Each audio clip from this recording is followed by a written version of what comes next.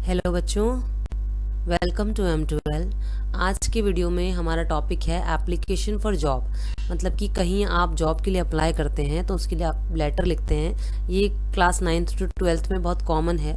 ये लेटर एक इस तरह का एक लेटर आता है आपका, तो ये आपके लिए बहुत इंपॉर्टेंट है। तो आज इस टॉपिक के बारे में हम पढ़ने वाले हैं। अब सबसे पहले आता है कि क्या याद रखना चाहिए, पॉइंट्स टू रिमेंबर। कौन कौन सी ऐसी चीज़ें हैं जो हमें याद रहनी चाहिए जब हम जॉब के लिए एप्लीकेशन देते हैं। तो वो कहता है job application has two parts. Job की जो एप्लीकेशंस होती हैं उसके दो पार्ट होते हैं। एक होता है कवरिंग लेटर और एक होता है रेज्यूमे या बायोडेटा।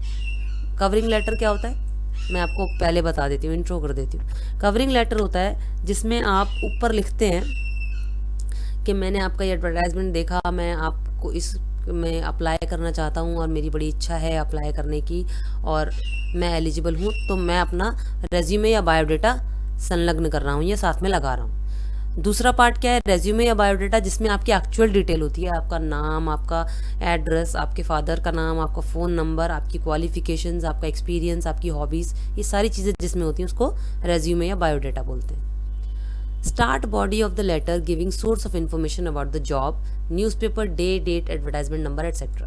ठीक है, ये आपका कवरिंग लेटर बताया उन्होंने। कवरिंग लेटर क्या है, मतलब कि इसकी जो स्टार्ट बॉडी होती है उसमें ये बताया जाता है कि आपने जैसे मान लीजिए किसी एडवर्टाइजमेंट के थ्रू वो रिक्रूटमेंट या फिर जो भी जॉब निकली है वो आपने देखा, तो आप बताओगे कौन से न्यूज़पेपर में आपने देखा, फिर कब देखा, कितनी तारीख की वो एडवर्टाइजमेंट थी, एडवर्टाइजमेंट का नंबर क्या था, एटसेट्रा एटसेट्रा, ये सब चीज़ें, जिससे कि उनको पता चल जाए कि आप उन्हीं की निकाली हुई जॉब के बेसिस पर ही इंटरव्यू देने के लिए आए हो। Share your interest and competence level. आप अपना इंटरेस्ट, मतलब कि आपकी जो रुचि है वो आप बताएंगे, और कॉम्पिटेंस लेवल बताएंगे, मतलब आपके अंदर काबिलियत क्या है, आपके अंदर क्या योग्यता है, वो आपको साथ साथ बतानी है। उसके बाद आता है close the letter giving note that biodata और रिज्यूमे इज इनक्लोज्ड। उसके बाद आप लेटर को क्लोज कर दोगे ये बताते हुए कि आपने अपना रेज्यूमे और बायोडेटा एनक्लोज कर दिया, साथ में लगा दिया है। तो मतलब अगर ज़्यादा डिटेल देखनी है तो आप रेज्यूमे या बायोडाटा देख सकते हो। Right 10-12 points in curriculum vitae. Curriculum vitae आपका यही होता है सेम, आपको 10 से 12 पॉइंट्स लिखने होते हैं। रेज्यूमे, ये curriculum vitae an integral part of the job application should include. अब जो आपका ये रेज्यूमे या बायोडेटा है, इसको आप रेज्यूमे भी कह सकते हो, बायोडेटा भी कह सकते हो, करिकुलम वाइटे भी कह सकते हो। ठीक है, तीनों में से कुछ भी कह सकते हो आप। रेज्यूमे बोलते हैं हम, जो रेज्यूमे आपका होता है वो बता रहा है कि रेज्यूमे में आपके ये पॉइंट्स जो हैं वो इंक्लूड होने चाहिए, इंपॉर्टेंट। उसने बोला 10 से 12 पॉइंट चाहिए, तो ये 10 से 12 पॉइंट जो है आपके रेज्यूमे में होने चाहिए। कौन कौन से, आपका नाम, आपके फादर का नाम, आपकी डेट ऑफ बर्थ या आपकी एज, आपका एड्रेस, आपकी हॉबीज़, आप कौन कौन सी भाषाएं जानते हैं, लैंग्वेजेस नोन, आपकी नेशनैलिटी, आप इंडियन हैं, फॉरेनर हैं, कहाँ के रहने वाले हैं, आपकी एजुकेशनल क्वालिफिकेशन क्या है, मान लीजिए कि आप 12th पास हैं, ग्रेजुएट हैं, पोस्ट ग्रेजुएट हैं, कौन से साल में आपने पास किया, year of passing, marks and subject, आपके कितने मार्क्स थे और कौन कौन से सब्जेक्ट थे, नेम ऑफ द यूनिवर्सिटी या बोर्ड, आपने कौन सी यूनिवर्सिटी या कौन से बोर्ड से वो परीक्षा पास की है। ठीक है, आपका एजुकेशन क्वालिफिकेशन हो गया। उसके बाद आता है आपका प्रोफेशनल क्वालिफिकेशन, मतलब कि आपने जिस जॉब के लिए आप अप्लाई करने आए हैं उस जॉब से रिलेटेड अगर आपने कोई सर्टिफिकेट ले रखा है, कोई डिग्री ले रखी है, तो उसके बारे में बताएंगे। फिर एक्सपीरियंस बताएंगे कि इस जॉब को, जिसके लिए आप इंटरव्यू देने आए हो, इस जॉब को आपको कोई एक्सपीरियंस है भी कि नहीं। फिर सैलरी एक्सपेक्टेड बताएंगे कि आप जब इस जॉब में इंटरव्यू दोगे तो आपसे पूछा जाएगा कि आप कितनी सैलरी एक्सपेक्ट करते हो, आप कितनी सैलरी की उम्मीद रखते हो कि आपको मिलनी चाहिए, वो भी आप लिखोगे।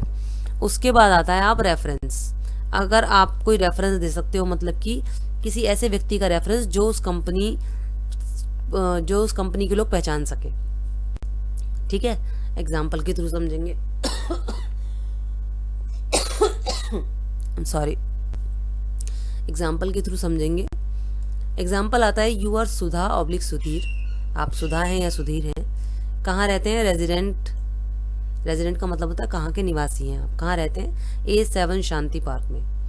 You read the following advertisement in newspaper. आपने ये एडवर्टाइजमेंट पढ़ी है, क्या एडवर्टाइजमेंट है, सिचुएशन वेकेंट, जगह खाली है, wanted a young and experience graduate with fluency in English and knowledge of a foreign language is compulsory. वो कह रहा है कि एक हमें यंग इंसान चाहिए और एक्सपीरियंस ग्रेजुएट चाहिए, वो ऐसा ग्रेजुएट जिसके पास अनुभव हो, फ्लुएंसी इन इंग्लिश, इंग्लिश में फ्लुएंट हो, मतलब कि बिल्कुल बिना रुके इंग्लिश बोल सके। And knowledge of a foreign language is compulsory, और एक उसको विदेशी भाषा आनी चाहिए। To work as a translator of books in a leading publishing house in Delhi. अब जो जॉब कहाँ पर है, एक लीडिंग पब्लिशिंग हाउस है दिल्ली में, वहाँ पर एक ट्रांसलेटर की जॉब खाली है। ट्रांसलेटर का मतलब होता है कि एक भाषा से दूसरी भाषा में किसी चीज़ का अनुवाद करना। तो एक अनुवादक चाहिए, देखा जाए तो भाषाओं को बदलकर उसमें ट्रांसलेट करके बताने वाला। Contact manager along with your complete CV, CV is curriculum vitae within 7 days of this advertisement. वो कह रहा है कि अगर आपको ये जॉब के लिए अप्लाई करना है तो मैनेजर के पास अपना CV जो है 7 दिन के अंदर भेज दो। अब वो एप्लीकेशन लिखने के लिए कह रहा है। अब हम एप्लीकेशन लिखेंगे, क्या लिखेंगे?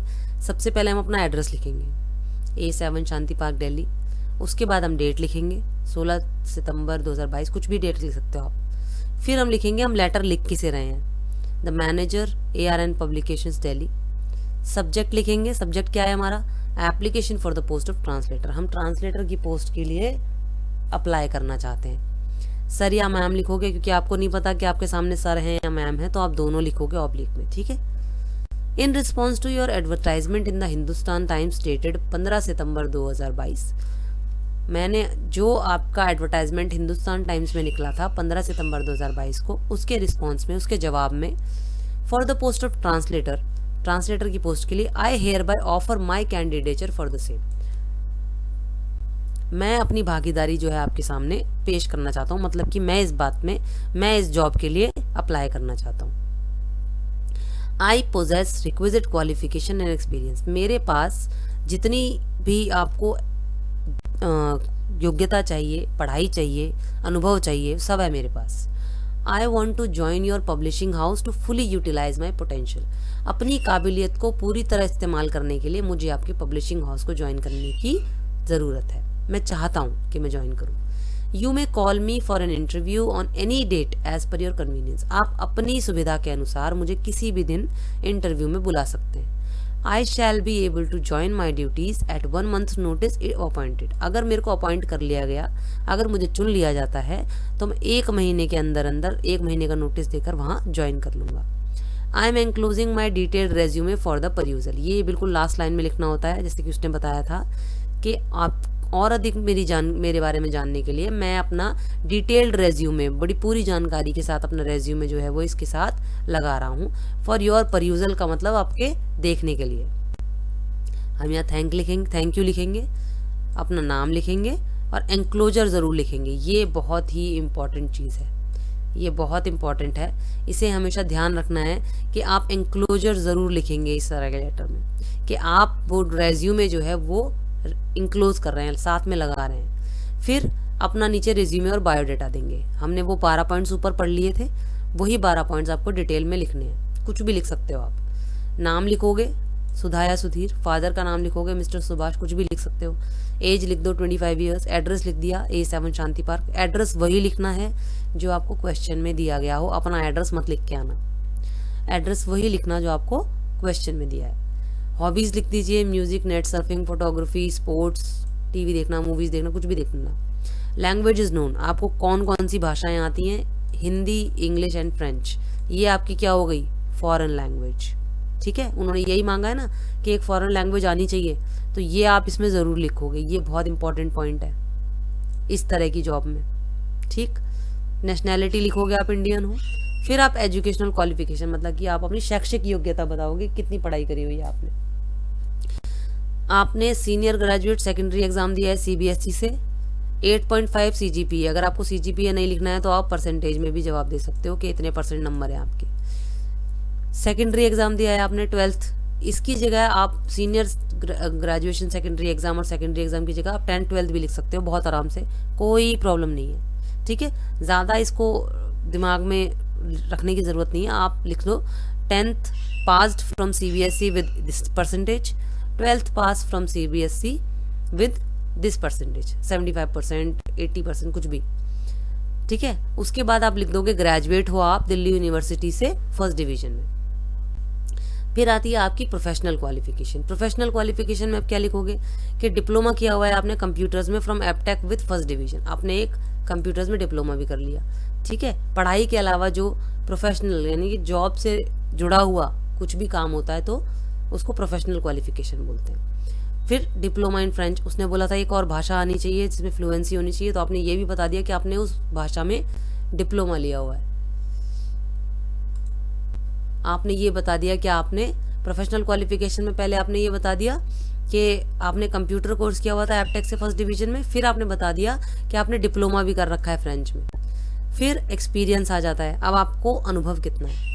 आपने work as a receptionist with ABC group of companies for 2 years, आपने एबीसी ग्रुप के साथ एज अ रिसेप्शनिस्ट 2 साल तक काम किया हुआ है। एक्सपेक्टेड सैलरी, आप कितनी सैलरी एक्सपेक्ट करते हैं एज पर द नॉर्म्स, जो भी रूल कहेंगे जो भी नियम कहते हैं उस हिसाब से मैं सैलरी अपनी मान जाऊंगा।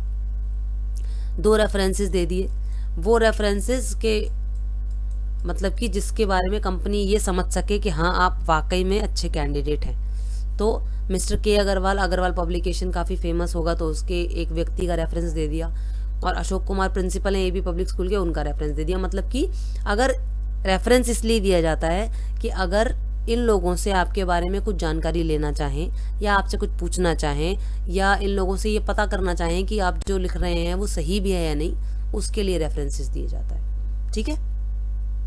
बस इतना आपका रेज्यूमे खत्म और आपका यहाँ लेटर खत्म हो जाता है। उसके बाद ये आपके प्रैक्टिस के क्वेश्चंस हैं। मैं आप लोगों से यही कहूँगी कि ये जो लेटर है, ये दोनों लेटर्स आप अपनी तरफ से ज़रूर प्रैक्टिस करिएगा और हमें बताइएगा कि आपने किस तरह प्रैक्टिस किया, आप कितने सक्सेसफुल रहे हैं, आपने कितना अच्छा लेटर बनाया है, हमें बहुत खुशी होगी। तो इसी तरह से हम आपके लिए और भी टॉपिक्स लेकर आएंगे। तब तक के लिए कीप स्टडीइंग, आपसे नेक्स्ट वीडियो में मिलेंगे। Good bye.